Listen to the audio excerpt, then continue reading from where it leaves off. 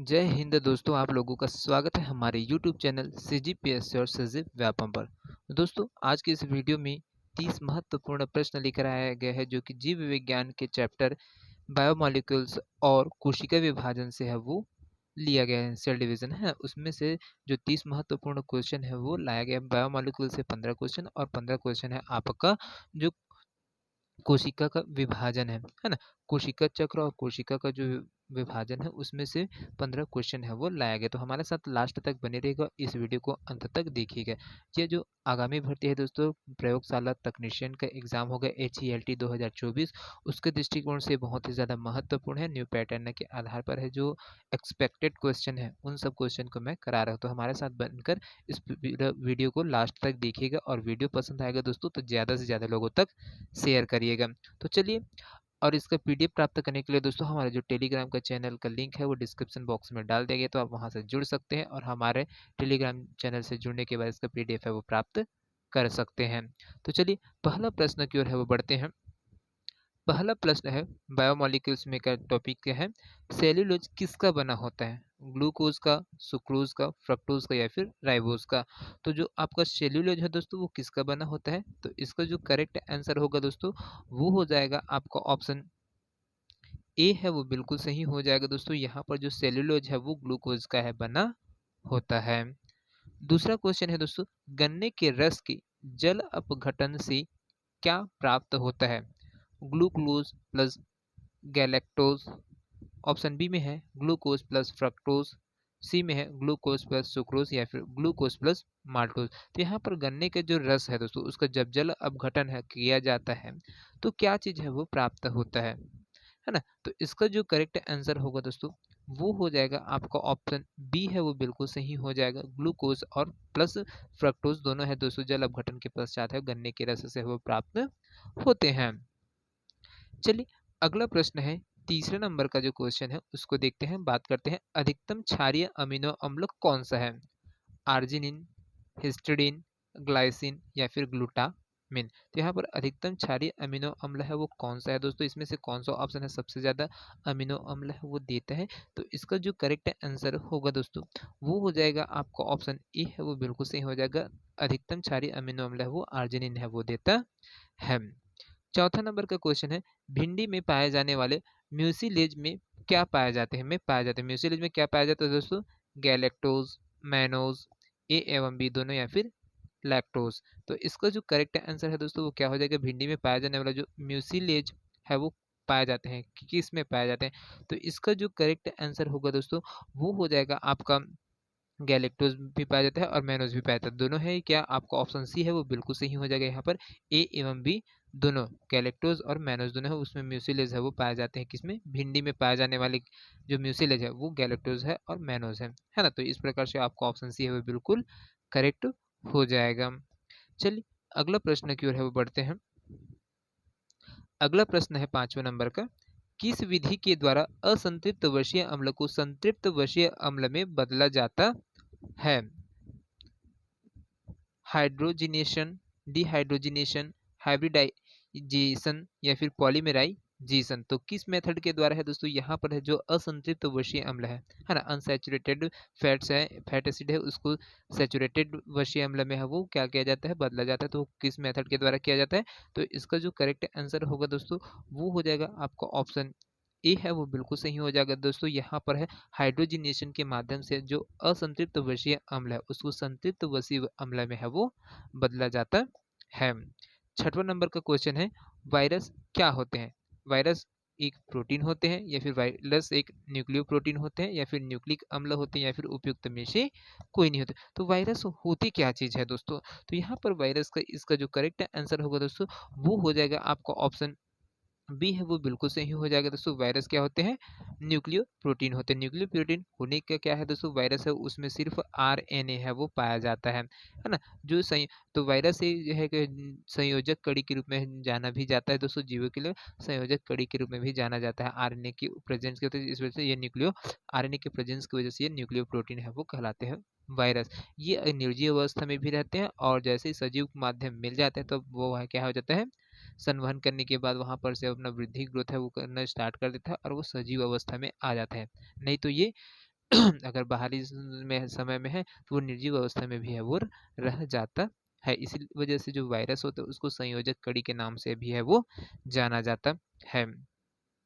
चलिए अगला प्रश्न की ओर है वो बढ़ते हैं दोस्तों। अगला प्रश्न है वाटसन एवं क्रिक के अनुसार डीएनए के एक चक्र में कितने न्यूक्लियोटाइड्स पाए जाते हैं? 10, 4, 12 या फिर 13? तो वाटसन और क्रिक के जो अनुसार है दोस्तों उसमें डीएनए के एक चक्र में कितने न्यूक्लियोटाइड्स है वो पाए जाते हैं। एक चक्र है तो उसमें टोटल कितने हैं दोस्तों पाए जाते हैं। तो इसका जो करेक्ट आंसर होगा दोस्तों वो हो जाएगा आपका ऑप्शन ए, बिल्कुल सही हो जाएगा, है ना। 10 न्यूक्लियोटाइड्स है दोस्तों जो वाटसन और क्रिक के अनुसार है जो डीएनए के एक चक्र पूर्ण करने में दोस्तों यहाँ पर जो न्यूक्लियोटाइड्स पाए जाते हैं वो कितने पाए जाते हैं? 10 है वो पाए जाते हैं। 8वां नंबर का क्वेश्चन है डीएनए के दो स्ट्रैंड्स के बीच की दूरी कितनी होती है? 20 एंगस्ट्रॉन्ग, 34 एंगस्ट्रॉन्ग, 3.4 एंगस्ट्रॉन्ग या फिर 2 एंगस्ट्रॉन्ग?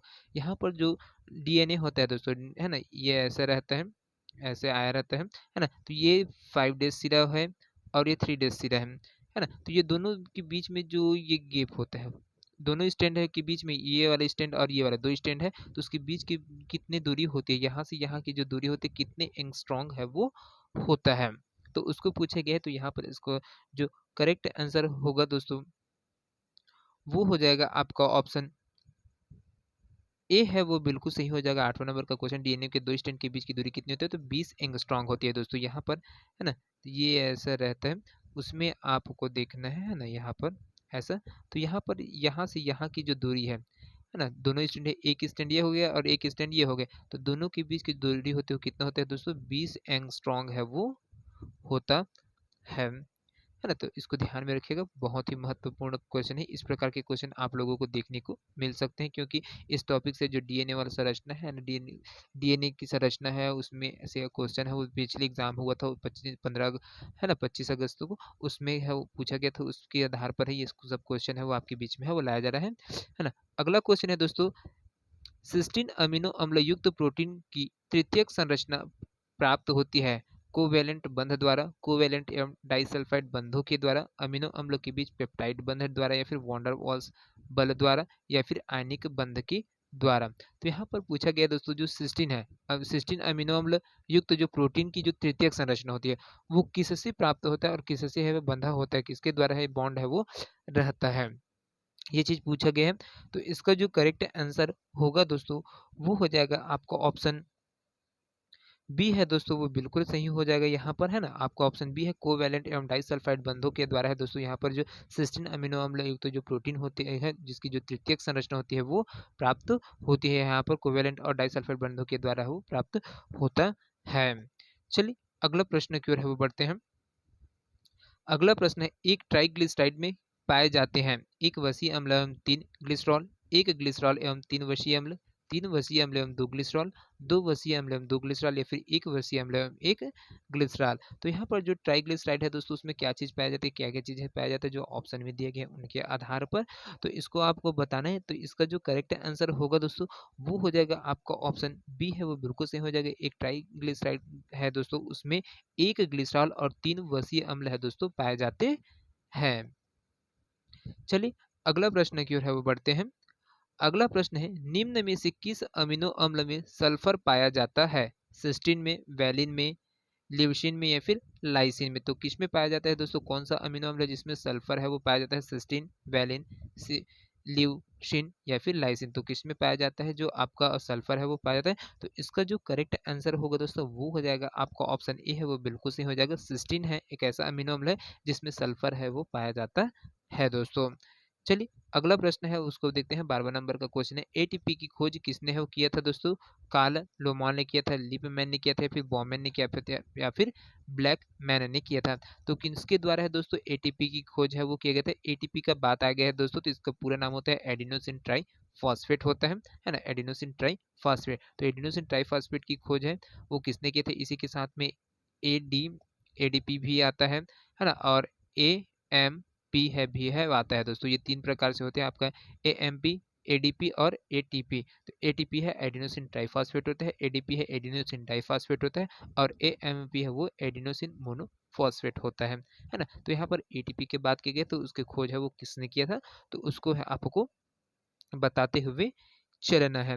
तो देखिए दोस्तों, इसका जो करेक्ट आंसर है दोस्तों वो हो जाएगा आपका ऑप्शन ए है, वो बिल्कुल सही हो जाएगा। कार्ल लोमान है, उनके द्वारा है एडिनोसिन ट्राइफॉस्फेट की खोज है वो किया गया था। चलिए अगला प्रश्न की ओर है वो बढ़ते हैं।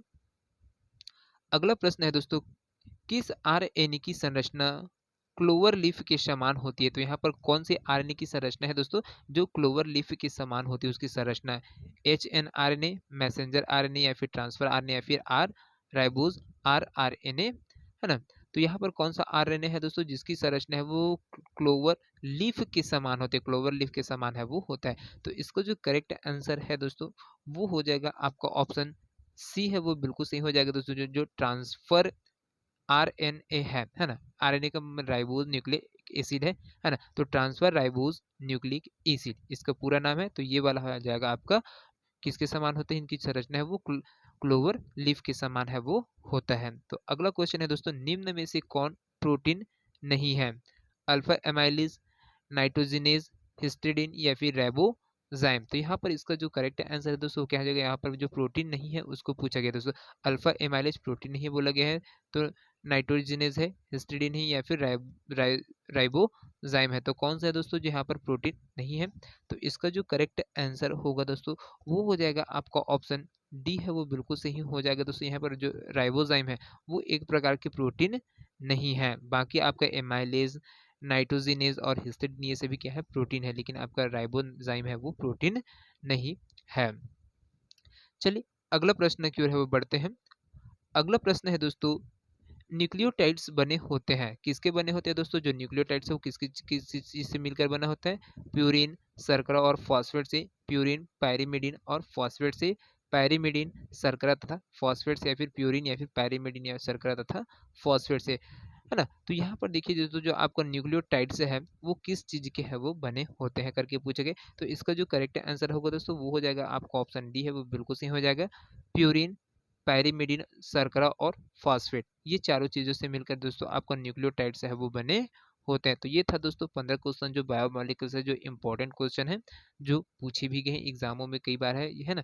तो इन सभी क्वेश्चन को है मैं लाया हूँ। उसके बाद है आपका दूसरा है जो कोशिका चक्र और कोशिका विभाजन है, उसमें से आपका 15 क्वेश्चन है वो फिर से है, जो कि बहुत ही ज़्यादा महत्वपूर्ण क्वेश्चन है दोस्तों। तो इसको भी आपको इसका भी सॉल्व है वो करते चलना है। तो देखिए यहाँ से फिर इसका नंबरिंग है वो 1 2 है वो हो जाएगा यहाँ से, है ना? तो देखिए अपना तर्कु तंतु प्रोटीन का संश्लेषण कब होता है? जो इस स्पाइंडल फाइबर्स है ना, स्पाइंडल फाइबर प्रोटीन होता है, उसका जो संश्लेषण सिंथेसिस है वो कब होता है? जीवन अवस्था में होता है, G2 अवस्था में होता है, या फिर मेटाफेज अवस्था में होता है, या फिर एस अवस्था में? तो किस अवस्था में दोस्तों जो तर्कु तंतु प्रोटीन है उसका संश्लेषण है वो होता है? तो इसका जो करेक्ट आंसर होगा दोस्तों वो हो जाएगा आपका ऑप्शन बी है, वो बिल्कुल सही हो जाएगा। G2 अवस्था में दोस्तों आपका तर्कु तंतु प्रोटीन है उसका संश्लेषण है वो किया जाता है। चलिए अगला प्रश्न की ओर है वो बढ़ते हैं। अगला प्रश्न है, एक कोशिका प्रत्येक मिनट में विभाजित होती है, यदि यह 100 ml की बीकर को 1 घंटे में भर देते हैं तो 50 ml भाग को कितने देर में भरेगा? 30 मिनट में, 48 मिनट में, 50 मिनट में, या फिर 59 मिनट में? तो कितना मिनट समय लगेगा दोस्तों? जब 1 घंटे में तो 50 ml जो भाग है उसको कितने देर में भरने के लिए इसको टाइम लगेगा, कितना मिनट का समय है वो लगेगा? तो इसका जो करेक्ट आंसर है दोस्तों वो हो जाएगा आपका ऑप्शन डी है, वो बिल्कुल सही हो जाएगा दोस्तों। 59 मिनट है वो लगेगा। चलिए अगला प्रश्न की ओर है वो बढ़ते हैं। अगला प्रश्न है यहाँ पर देखिए, उच्च वर्गीय जीवों में जीन रिकॉम्बिनेशन उत्पन्न करने हेतु क्रॉसिंग ओवर किसके बीच संपन्न होता है? दो पुत्री केंद्रक के बीच में, दो अलग बाइवैलेंट के बीच में, एक बाइवैलेंट के सिस्टर क्रोमैटिड्स के बीच में, या फिर एक बाइवैलेंट के नॉन सिस्टर क्रोमैटिड्स के रूप में? तो ये जितने भी क्वेश्चन है दोस्तों एनसीईआरटी के आधारित पर जो तैयार हुआ है क्वेश्चन, उसके बेस पर है वो लाया गया है। तो एनसीईआरटी में ये इसका क्वेश्चन है आपको पूरा मिल जाएगा इस टॉपिक से, है ना? जो कोशिका चक्र और कोशिका विभाजन है उस टॉपिक में आप एनसीईआरटी के जो भाग दिए हुए हैं उसमें से आपको ये सभी क्वेश्चन है वो प्राप्त हो जाएंगे, है है ना। और इस प्रकार के क्वेश्चन है एनसीईआरटी में है वो बनते हैं, और इसी से है दोस्तों आपको व्यापम भी है वो क्वेश्चन निकालता है। तो यहाँ पर बात करते हैं, आपका ऑप्शन है क्या है, तो उच्च वर्गीय जीव है उसमें जो जीन रिकॉम्बिनेशन उत्पन्न करने हैं, तो जो क्रॉसिंग ओवर है वो किसके बीच में होता है, दो पुत्री केंद्र के बीच में, दो अलग बाइवेलेंट के बीच में, या फिर एक बाइवेलेंट के सिस्टर क्रोमैटिड्स के बीच में, या फिर एक बाइवेलेंट के नॉन सिस्टर क्रोमैटिड्स के बीच में। तो यहाँ पर इसका जो करेक्ट आंसर है दोस्तों वो हो जाएगा आपका ऑप्शन डी है दोस्तों, वो बिल्कुल सही हो जाएगा। यहाँ पर एक बाइवेलेंट के नॉन सिस्टर क्रोमैटिड से दोस्तों आपका जीन रिकॉम्बिनेशन उत्पन्न करके जो क्रॉसिंग ओवर है वो होता है। चलिए अगला प्रश्न की ओर है वो बढ़ते हैं। यहाँ पर अगला प्रश्न है, आपको प्याज के मूलाग्र की कोशिकाओं में गुणसूत्र गिनने को कहा गया। माइटोसिस की किस अवस्था में आप यह कार्य आसानी से कर सकेंगे, एनाफेज अवस्था में, प्रोफेज अवस्था में, मेटाफेज अवस्था में, या फिर टीलोफेज अवस्था में। तो किस अवस्था में दोस्तों आप क्या है ये काम है वो कार्य है वो आसानी से है वो कर पाएंगे, तो किसमें, प्याज का टुकड़ा दिया गया उसका जो मूलाग्र है ना, जो रूट है उसको दिया गया है, तो उसमें कोशिकाओं में गुणसूत्र गिनने के लिए आपको दिया गया है। तब पूछा माइटोसिस की किस अवस्था में आप यह कार्य आसानी से कर सकते हैं। तो इसका जो करेक्ट आंसर होगा दोस्तों वो हो जाएगा आपका ऑप्शन सी है वो बिल्कुल सही हो जाएगा। मेटाफेज अवस्था में जैसे ही रहेगा दोस्तों, मेटाफेज अवस्था में आएंगे तब हम क्या है जो आपको है ना जो गुणसूत्र है उसको गिनने का काम है वो आसानी से है वो कर पाएंगे। चलिए अगला प्रश्न की ओर है वो बढ़ते हैं। अगला प्रश्न है, कोशिका चक्र के एम अवस्था में मतलब मेटाफेज अवस्था में केंद्रक झिल्ली के निर्माण के पहले निम्न में से कौन सी प्रक्रिया है वो होती है। कॉन्ट्रैक्टाइल रिंग तथा फ्रेगमोसाइट्स का निर्माण होता है, या फिर कॉन्ट्रैक्टाइल रिंग का निर्माण तथा गुणसूत्रों का ट्रांसक्रिप्शन होता है, या फिर गुणसूत्रों के संघनन का दूर होना तथा केंद्रक लैमिना का पुनर्संयोजन होता है, या फिर गुणसूत्रों का ट्रांसक्रिप्शन तथा केंद्रक लैमिना का पुनर्संयोजन होता है। तो यहाँ पर इसका जो करेक्ट आंसर आएगा दोस्तों वो कौन सा चीज आएगा, तो इसका जो करेक्ट आंसर है दोस्तों वो हो जाएगा आपका ऑप्शन सी है वो बिल्कुल सही हो जाएगा दोस्तों। जब जब कोशिका चक्र के एम अवस्था में केंद्रक झिल्ली के निर्माण के पहले रहता है तो दोस्तों उसमें गुणसूत्रों के संघनन का दूर होना और केंद्रक लैमिना का पुनर्संयोजन होने की प्रक्रिया है वो होती है। चलिए अगला प्रश्न की ओर है वो बढ़ते हैं। यहाँ पर अगला प्रश्न है, यहाँ पर देख सकते हैं माइटोसिस के बारे में क्या सही है। माइटोसिस डिवीजन होता है दोस्तों उस समय की अब में कौन सा कथन है वो सही है उसको देखना है। एक छोटी विश्राम अवस्था के बाद लंबी विभाजन अवस्था है वो आती है। एम अवस्था के बाद G2 अवस्था आती है। G1 अवस्था में डीएनए की मात्रा वास्तविक मातृ कोशिका की तुलना में दोगुनी होती है, या फिर डीएनए द्विगुणन एस अवस्था में होता है। तो इसमें से कौन सा स्टेटमेंट है दोस्तों जो सही है किसके लिए, माइटोसिस डिवीजन के लिए, है ना। तो इसका जो करेक्ट आंसर है दोस्तों वो हो जाएगा आपका ऑप्शन डी है दोस्तों, वो बिल्कुल सही हो जाएगा। यहाँ पर डीएनए द्विगुणन एस अवस्था में है दोस्तों संपन्न होते हैं। ये वाला जो स्टेटमेंट है वो बिल्कुल सही है, बाकी आपका ये गलत है। माइटोसिस के बारे में जो सही है वो क्या है, डीएनए द्विगुणन एस अवस्था में होता है। चलिए अगला प्रश्न की ओर है वो बढ़ते हैं। अगला प्रश्न है, टेरिडोफाइटा में रिडक्शन विभाजन होता है कब होता है, गैमेट के बनने के समय होता है, या फिर इस स्पोर बनने के बाद होता है, या फिर स्पोर बनने के समय होता है, या फिर गैमेट बनने के बाद होता है। तो टेरिडोफाइटा में दोस्तों जो आपका रिडक्शनल विभाजन है वो किस कब होता है, तो इसका जो करेक्ट आंसर है दोस्तों वो हो जाएगा आपका ऑप्शन सी है वो बिल्कुल सही हो जाएगा दोस्तों। जैसे टेरिडोफाइटा में दोस्तों स्पोर बनने का समय आता है दोस्तों, स्पोर बनने के समय हो उसमें यहाँ पर जो रिडक्शनल विभाजन है वो होता है दोस्तों। चलिए अगला प्रश्न की ओर है वो बढ़ते हैं। अगला प्रश्न है, यूकैरियोटिक कोशिकाओं में हिस्टोन प्रोटीन का संश्लेषण किस अवस्था में होता है दोस्तों। यहाँ पर बहुत ही महत्वपूर्ण क्वेश्चन है, यूकैरियोटिक कोशिकाओं में हिस्टोन प्रोटीन का संश्लेषण किस अवस्था में होता है, पूरे प्रोफेज अवस्था में, टीलोफेज अवस्था में, एस अवस्था में, या फिर G2 अवस्था में। तो यहाँ पर इसका जो करेक्ट आंसर है दोस्तों वो हो जाएगा आपका ऑप्शन सी है वो बिल्कुल सही हो जाएगा। इस अवस्था में आपका दोस्तों यहाँ पर हिस्टोन प्रोटीन का संश्लेषण है वो होता है।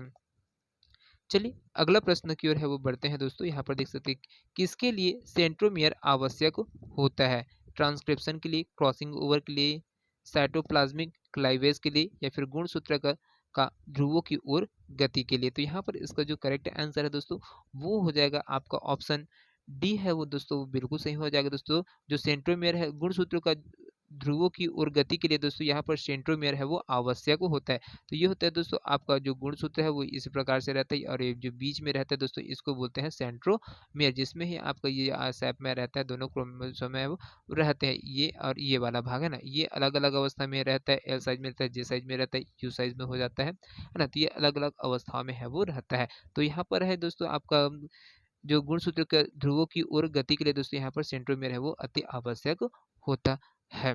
चलिए अगला प्रश्न की ओर है वो बढ़ते हैं। अगला प्रश्न है, मियोसिस के समय बनने वाली पुत्री कोशिकाएं किसके कारण से मातृ कोशिका से भिन्न न होती है? क्रॉसिंग ओवर की वजह से, सिनेप्सिस की वजह से, ए एम बी दोनों की वजह से, फिर उपयुक्त में से कोई नहीं है। तो यहाँ पर पूछा गया दोस्तों, मियोसिस होता है उस समय, मियोसिस के समय बनने वाली जो पुत्री कोशिका डॉटर सेल्स होती है ना, और जो मदर सेल है उससे अलग होता है, भिन्न होता है, वो कुछ में होता है। तो यहाँ पर इसका जो करेक्ट आंसर होगा दोस्तों वो हो जाएगा आपका ऑप्शन ए है दोस्तों, वो हो जाएगा यहाँ पर क्रॉसिंग ओवर की जैसी क्रिया होती है दोस्तों, तो डॉटर सेल है और जो आपको मदर सेल है उसमें है वो भिन्नता है वो देखने को मिलता है। कब? जब क्रॉसिंग ओवर होता है तब। चलिए अगला प्रश्न की ओर है वो बढ़ते हैं। यहाँ पर अगला प्रश्न है, जब समजात गुणसूत्र पूरी लंबाई में सिनैप्सिस दर्शाते हैं तो यह किस अवस्था में प्रवेश होता है? जाइगोटिन में, पैकेटिन में, डिप्लोटिन अवस्था में, फिर डाइकाइनेसिस अवस्था में। तो किस अवस्था में दोस्तों ये सब चीज होता है? तो इसका जो करेक्ट आंसर है दोस्तों वो हो जाएगा आपका ऑप्शन बी है दोस्तों, वो बिल्कुल सही हो जाएगा दोस्तों। यहाँ पर है ना, जो आपका पैकेटिन अवस्था उसमें जो समजात गुणसूत्र की पूरी लंबाई में सिनेप्सिस है वो दर्शाते हैं, है ना। चलिए अगला प्रश्न की ओर है वो बढ़ते हैं। अगला प्रश्न है, मियोटिक क्रॉसिंग ओवर किसके बीच होता है? समजात गुणसूत्र जोड़ी के नॉन सिस्टर क्रोमैटिड्स के बीच, सिस्टर क्रोमैटिड के बीच, असमजात गुणसूत्रों को क्रोमैटिड के बीच, या फिर उपयुक्त में से कोई नहीं। तो यहाँ पर इसका जो करेक्ट आंसर होगा दोस्तों वो हो जाएगा आपका ऑप्शन ए है वो बिल्कुल सही हो जाएगा। जैसे मियोटिक क्रॉसिंग ओवर है वो होता है दोस्तों, उसमें समजात गुणसूत्र है वो जोड़ी के नॉन सिस्टर क्रोमैटिड के बीच में है वो होता है, संपन्न होता है। चलिए अगला प्रश्न की ओर है वो बढ़ते हैं।